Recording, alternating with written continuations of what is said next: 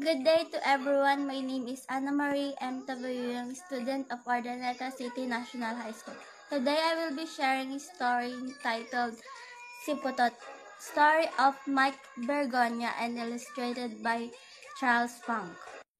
Siputot. Mahabang buntot ang pangarap ni Putot dahil maikli ang kanyang buntot. Inggit na inggit siya sa mahabang buntot ng iba.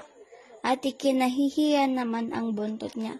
Mas maikli pa sa palito ng posporo, madalas niyang himutok. Di tulad ng loro, sabi ni Putot, pwedeng pluma ang kanyang buntot. O di kayain ng pusa, ang buntot niya'y dangal ng kanyang amo. Ganon din ang baboy, pansinin sa handaan ang kulot na buntot, pati ng kabayo, pwedeng brostan ng panot ang buntot. Mabuti pa ang baka, hikbi ni Putot. Pwedeng pamaypay ang mahabang buntot. Mahaba rin ang buntot ng kalabaw, na panghagupit sa kutot langaw.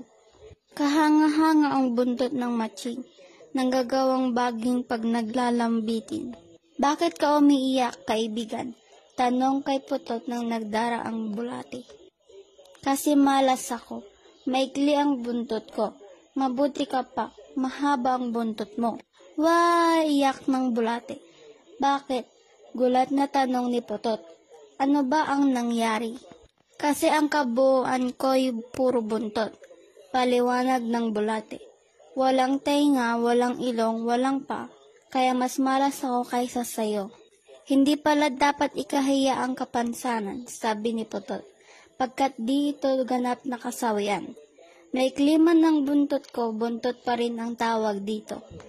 This is how the story ends. Hope you guys like and enjoy the story that I have shared today.